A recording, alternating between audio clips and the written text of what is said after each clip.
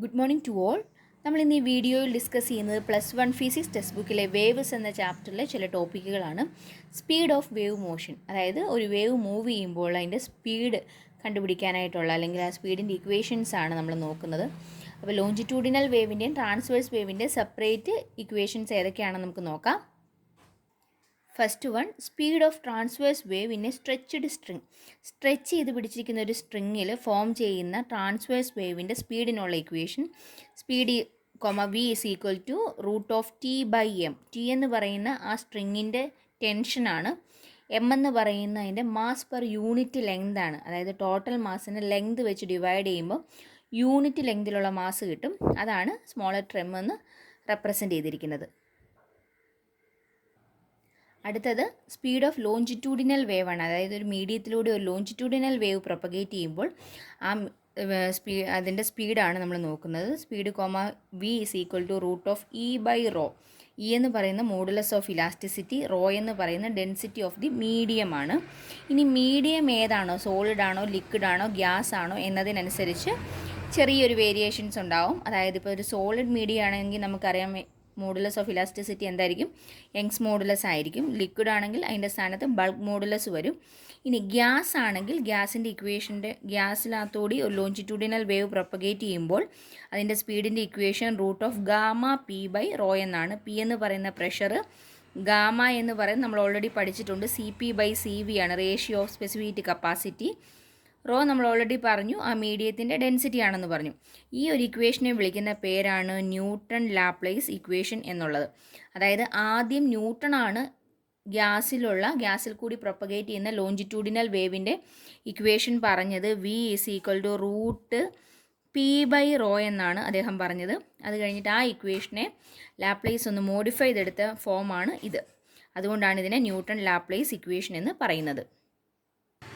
അടുത്തത് harmonic wave ആണ്. Harmonic wave എന്ന് വെച്ച് കഴിഞ്ഞാൽ ഇപ്പോൾ ഒരു മീഡിയത്തിലെ പാർട്ടിക്കിൾ വൈബ്രേറ്റ് ചെയ്യുമ്പോഴാണ് വേവ് പ്രൊപ്പഗേറ്റ് ചെയ്യുന്നത് നമ്മൾ ഓൾറെഡി പറഞ്ഞു. അങ്ങനെയാണെങ്കിൽ ആ മീഡിയത്തിലെ പാർട്ടിക്കിൾ സിമ്പിൾ ഹാർമോണിക് വൈബ്രേഷനിലാണെങ്കിൽ, സിമ്പിൾ ഹാർമോണിക് ആയിട്ടാണ് വൈബ്രേറ്റ് ചെയ്യുന്നതെങ്കിൽ അതിനെ നമ്മൾ ഹാർമോണിക് വേവ് എന്ന് വിളിക്കാൻ പറ്റും. അങ്ങനെയാണെങ്കിൽ അതിൻ്റെ ഒരു ഇക്വേഷനാണ് നമുക്കിനി നോക്കേണ്ടത്.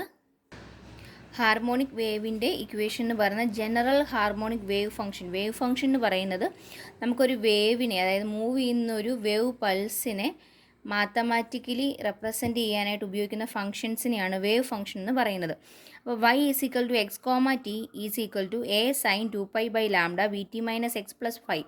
ഇതെന്താണെന്ന് വെച്ചാൽ നമ്മൾ വേവ് ഫംഗ്ഷൻ സാധാരണയായിട്ട് സൈനിൻ്റെയോ കോസിൻ്റെയോ ടൈമിൽ എഴുതാം, അല്ലെങ്കിൽ അതിൻ്റെ കോമ്പിനേഷനൊക്കെ ആയിട്ട് എഴുതാൻ പറ്റും.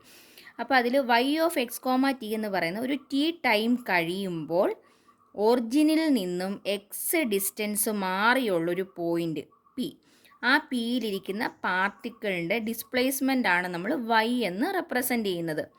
അതിനുള്ള ഇക്വേഷനാണ് ഈ പറഞ്ഞിരിക്കുന്നത്. അതിനകത്ത് a എന്ന് പറയുന്ന ആംപ്ലിറ്റ്യൂഡാണ്. ആംപ്ലിറ്റ്യൂഡ് എന്ന് പറയുന്ന മാക്സിമം ഡിസ്പ്ലേസ്മെൻ്റ് ആണ്. ആംപ്ലിറ്റ്യൂഡ് a വെച്ച് റെപ്രസെൻ്റ് ചെയ്യുന്നത് is equal to sin 2π/λ. Lambda നമുക്കറിയാം വേവ് ലെങ്ത്,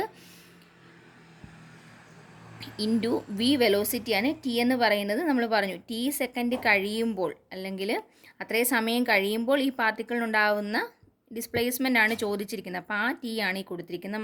-x, എക്സ് എന്ന് പറഞ്ഞാൽ ഒറിജിനിൽ നിന്ന് ആ പാർട്ടിക്കിൾ വരെയുള്ള ദൂരമാണ് എക്സ് എന്ന് പറഞ്ഞിരിക്കുന്നത്, +5 എന്ന് പറയുന്ന ഇനീഷ്യൽ ഫേസ് ആണ്. ഇത് പോസിറ്റീവ് എക്സ് ഡയറക്ഷനിൽ മൂവ് ചെയ്യുന്നൊരു വേവ് ആയതുകൊണ്ടാണ് ഇങ്ങനെ വന്നത്. ഇനി പകരം ഇത് നെഗറ്റീവ് എക്സ് ഡയറക്ഷൻ ആയിരുന്നെങ്കിൽ വൈക്കുള്ള ഇക്വേഷൻ ഇങ്ങനെ വരും. y(x, t) is equal to a sin 2π/λ vt + x എന്നായിട്ട് മാറി, +5 എന്ന് കിട്ടി. ഇനി അടുത്തത് പ്രോഗ്രസീവ് വേവ് ആണ്. പ്രോഗ്രസീവ് വേവ് എന്ന് പറഞ്ഞു കഴിഞ്ഞാൽ ഒരു ഹാർമോണിക് വേവ് തന്നെ. അതിൻ്റെ പ്രത്യേകത എന്താണ്, ഒരു തടസ്സവും ഇല്ലാതെ ഡാമ്പ് ചെയ്യാതെ, അതായത് ആംപ്ലിറ്റ്യൂഡ് കുറഞ്ഞ് ഇല്ലാണ്ടായി പോകാതെ മുന്നോട്ട് പോകുന്ന വേവ്സിനെയാണ് നമ്മൾ പ്രോഗ്രസീവ് വേവ് എന്ന് വിളിക്കുന്നത്.